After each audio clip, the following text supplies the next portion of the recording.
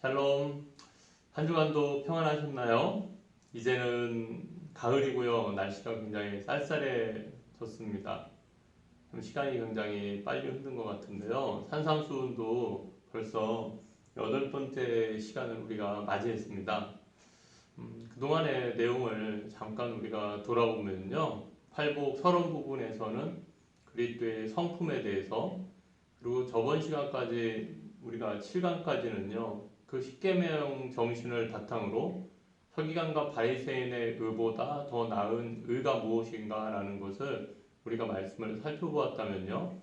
우리가 오늘부터 우리가 살펴볼 말씀은요. 바로 이 그리스도의 경건이라는 주제입니다. 그래서 이것도 동일하게 의의 관점의 연장선상으로 볼 수 있지만요. 우리가 저번 주까지 보았던 서기관과 바리새인의 의보다 더 나은 의가 좀 더 윤리적인 부분에 가까웠다면요. 오늘부터 우리가 살펴볼 이 경건의 문제는요. 우리가 세 가지로 나누어서 살펴보려고 해요. 바로 구제, 그리고 기도, 그리고 마지막에는 이제 금식입니다. 어떻게 보면은 종교적인 의인데요. 그걸 우리는 바로 이 경건이라는 말, 하나님 앞에서 사는 삶의 모습을 우리가 살펴보려고 합니다. 그래서 우리가 오늘 처음 보려고 하는 것이 뭐냐? 1절에, 6장 1절에 있는 말씀인데요. 한번 같이 읽어보도록 하겠습니다. 사람에게 보이려고 그들 앞에서 너의 의를 행하지 않도록 주의하라. 그리하지 아니하면 하늘에 계신 너희 아버지께 상을 받지 못하느니라. 이 6장 1절의 말씀은요. 성도들의 신앙생활에 있어서의 대원칙입니다. 그래서 앞으로 우리가 살펴볼 그 구제나 기도나 금식이나 그거를 행할 때 어떤 원리로 해야 된다는 거예요. 사람에게 보이려고 하지 말고 하나님 앞에서 해야 한다는 거예요. 보통 우리들은 다 그렇잖아요. 사람은 보통 다른 사람이 보느냐, 다른 사람이 보지 않느냐에 따라서 행동이 변할 때가 많습니다. 시험 감독관이 있을 때, 때로는 직장 상사가 있을 때, 누가 관리 감독하는 그 사람의 시야 앞에서 우리의 행동이 있을 때나 없을 때나 차이가 날 때가 많다는 거예요. 하지만 진정한 그리스도인 성도는요, 그런 사람의 눈을 의식하는 그것을 넘어서서요, 우리가 하나님의 시선을 의식하고 하나님 앞에서 사는 그런 사람이 되어야 된다는 거예요.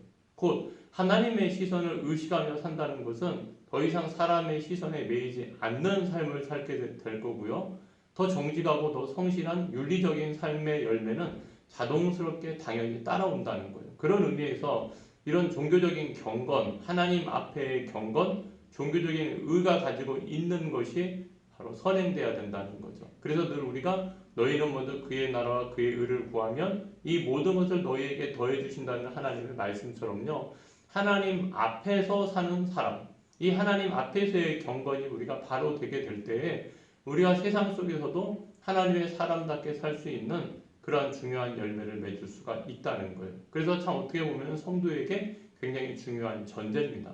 그럼 왜 우리는 이러한 하나님 앞에서의 삶을 살기 위해서 힘써야 될까요?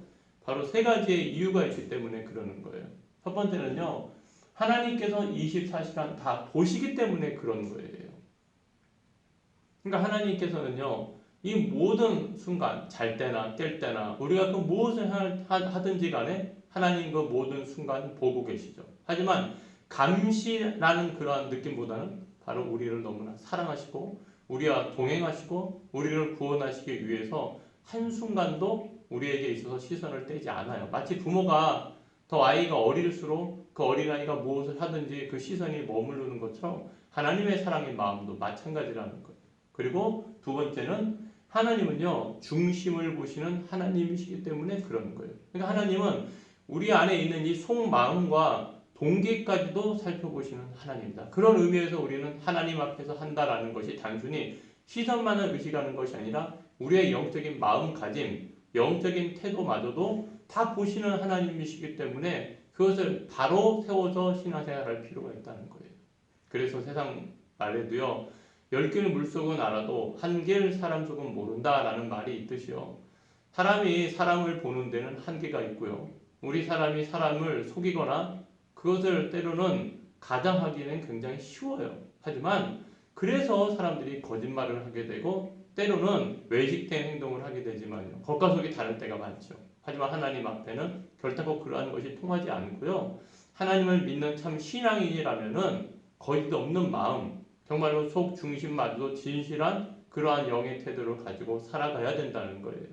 그리고 우리가 오늘도 왜 하나님 앞에서 우리가 신앙생활하기에 힘써야 됩니까? 세 번째죠. 하나님은 심판하시는 분이시기 때문에 그러는 거예요. 그러니까 우리의 행동에 대해서 진정한 평가와 책임을 물을 수 있는 분은 하나님밖에 없기 때문에 그렇다는 것을 우리가 기억해야 된다는 거예요. 그래서 계속해서 하나님 앞에서 사는 삶은 어떻게 구체적으로 살아가라는 거예요. 하나님의 영광을 위한 동기로 하고요. 나의 행동을 하나님께서 어떻게 보실까를 늘 생각하면서 사는 삶이라는 거예요. 그러니까 쉽게 말해서 우리가 하나님 앞에 사는 사람은요, 다른 사람을 대할 때도 하나님께서 하라는 겁니다. 그렇다면 너희 빛을 사람 앞에 비추게 하라는 말씀과 사람에게 보이려고 하지 말라는 말씀은 어떻게 조화를 이룰까요? 곧 어떤 데는 하나님께 영광을 돌리라고 빛을 비추라고 그러고 어떤 말씀 가운데서는 도리어 사람에게 보이려고 하지 말라고 하고 그것이 어떻게 우리가 조화를 이룰 수 있냐라는 것이에요. 바로 그것이 뭐냐? 우리 안에 있는 행동의 동기와 목적 자체를요, 다른 사람에게 보이기 위해서 하지 말라는 거예요.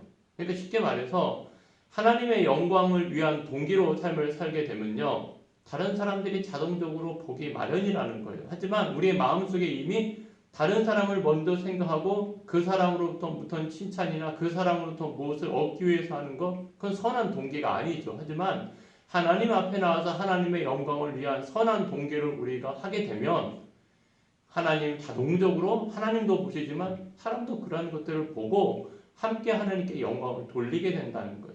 그래서 우리가 그 무엇을 하든지 간에 내가 자동적으로 하나님 앞에 서는 삶, 내가 진실한 삶, 열심히 있는 삶을 살게 되면 사람들 앞에도 인정받는 것은 당연히 따라오는 거예요. 하지만 하나님은 배제하고 내가 어떠한 사람 앞에 있어서 그 사람의 눈에 들기 위한 동기로 한다? 그거는 신앙인의 옳은 삶의 자세가 아니라는 거예요.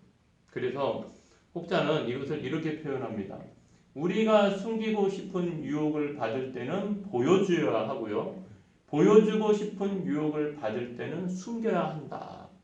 굉장히 의미가 있는 말이죠. 그러니까 우리가 뭔가 이거는 참 다른 사람이 알았으면 싫어. 때론 다른 사람한테 보여주고 싶지 않고 정말로 내가 그것을 숨기고 싶고 나만이 은밀하게 하고 싶은 그런 유혹을 받을 때 그거는 도리어 다른 사람들한테 보여주어야 된다는 거예요. 뭐 죄라는 부분도 굉장히 마찬가지잖아요. 남이 알아서는 안 되고 보여주기 싫은 부분들. 하지만 그것은 도리어 보여주어야 하는 문제라는 거예요. 하지만 반대적으로 이건 다른 사람들은 막 보여주고 싶어요. 다른 사람들을 인정받고 싶어요. 다른 사람들한테 칭찬받고 싶어요. 그런 문제가 있다면 도리어 그것은 그런 유혹을 받을 때는 우리가 도리어 숨겨야 된다는 거예요. 즉 무엇을 보이든 숨기든 그 기준은 하나님께 영광을 돌리기 위함이라는 거예요. 그런데 거기서 나의 영광이 충돌하기 때문에 항상 문제와 갈등이 일어나는 거예요. 그러니까 하나님 앞에서 산다는 것은요, 나의 영광을 구하는 삶이 아니라 하나님의 영광을 구하는 삶을 사는 거예요. 나의 행동을 하나님께서 어떻게 보실까 생각하면서요, 그래서 하나님 앞에서 사는 삶은 사람을 의식하는 것이 아니라 하나님의 말씀을 따라 사는 삶이 된다는 거예요. 그러니까 세상의 유행에 민감한 삶을 살지 않아요. 오직 하나님의 진리의 말씀에 민감한 자가 되어야 한다는 거죠. 참된 신앙인은요, 라틴어로 코람, 앞에서, 데오, 하나님, 곧 하나님 앞에서 사는 사람들이 참된 신앙인이라는 거예요. 그래서 우리가 오늘도 우리의 삶의 자리에서 코람 데오, 하나님 앞에서, 그게 종교개혁의 하나의 모토와 같은 것인데요. 우리도 현재 우리의 삶 가운데 개혁이 어디에서부터 출발돼야 되냐라고 묻는다면 코람 데오, 하나님 앞에서 우리가 신앙인으로 바로 서서 갈 수 있는 그런 저와 여러분이 되었으면 좋겠습니다. 그런 의미에서 우리가 묵상 포인트 하나 하고 넘어가겠습니다. 나는 누구의 눈을 가장 의식하면서 살아가고 있습니까? 그리고요, 또 하나 더 본다면요. 만일 24시간 내 삶이 녹화가 되고 있다면 내 생활에 어떤 변화가 있으리라 생각이 되십니까? 한번 우리가 하나님 앞에서 정말로 24시간 우리가 하나님 앞에 나의 모든 삶이 노출이 되고 녹화가 되고 있을 때 과연 나는 어떻게 내 삶이 변화되어 갈 수 있을까라는 것을 한번 묵상해 보고요. 이 말씀을 우리의 삶 가운데 접목한다면 바로 오늘 바로 여기서부터 우리의 신앙의 경건이 생활은 분명히 달라질 거라는 거예요. 우리 잠시 이 말씀을 멈추고요. 이 두 가지의 말씀을 놓고 묵상하는 시간 갖도록 하겠습니다. 자, 묵상 포인트 잘 하셨나요? 네, 우리가 이제는 그 하나님 앞에 그리스도의 경건에 있어서 하나님 앞에서의 삶, 호람되어 그것이 하나의 신앙생활의 원리, 대원칙이 돼야 된다는 것을 보았다면요. 그러한 그 원리 안에서 우리가 행해야 될 경건의 첫 번째 내용이 뭡니까? 바로 참된 구제, 곧 여러분 선행입니다. 오늘 본문의 말씀을 한번 같이 읽어보도록 할까요? 그러므로 구제할 때에 외식하는 자가 사람에게서 영광을 받으려고 회당과 거리에서 하는 것 같이 너희 앞에 나팔을 불지 말라. 진실로 너희에게 이르노니 그들은 자기 상을 이미 받았느니라. 너는 구제할 때에 오른손이 하는 것을 왼손이 모르게 하여 내 구제함을 은밀하게 하라. 은밀한 중에 보시는 너의 아버지께서 갚으시리라. 아멘. 우리가 그 구원이라는 건 행위로, 선행으로 구원받는 것은 아닙니다. 하지만 은혜로 우리가 구원을 받는 것인데요. 믿음으로 구원받는데 이 믿음으로, 은혜로 구원을 받은 자는요. 바로 이 선행의 열매가 구원의 열매로 뒤따라 나와야 된다는 거예요. 마치 제가 저번에도 산상수훈을 시작하면서 착하다고 해서 구원받느냐? 그렇지 않아요. 하지만 구원받은 자는 착한 그 행실의 열매가 따라와야 되는 것처럼 이 참된 구제, 이 선행이라는 것은 우리가 구원받은 자의 삶에 당연히 따라와야 될 하나의 열매고 그리스도의 경건한 삶의 모습이라는 거예요. 그래서 오늘 마태복음 5장 6절부터요. 바로 이 18절에 성도들의 대표적인 이 선행의 열매로 뭡니까? 바로 구제, 기도, 금식이 나타나고 있는 거예요. 그래서 이 구제라는 것은 바로 이 대인관계, 사람과 사람과의 관계에서 나타나는 선행이고요. 기도라는 것은 하나님과의 관계에서 나타나는 선행, 그 경건이고요. 세 번째 금식이라는 것은 자신과의 관계에서 이루어지는 이 하나의 선행의 핵심입니다. 그래서 성경에는요, 이 가난한 자들을 긍휼히 여기라라는 가르침이 많이 나와요. 이 구제라는 말의 뜻은요, 자비, 불쌍히 여기는 행위, 하나님의 백성으로서 기본적으로 행해야 할 선행의 삶을 말합니다. 그래서 이 구제는 사람에게 칭찬받기 위한 동기로 해서는 안 된다는 거예요. 이 구제라는 것은요, 무료로 거저준다는 그러한 마음으로 행해야 된다는 거예요. 그래서 이 구제에 대한 말씀을 잠깐 살펴보면은요, 한번 읽어보실까요? 잠언서 14장 21절에는요, 이웃을 업신여기는 자는 죄를 범하는 자요, 빈곤한 자를 불쌍히 여기는 자는 복이 있는 자니라.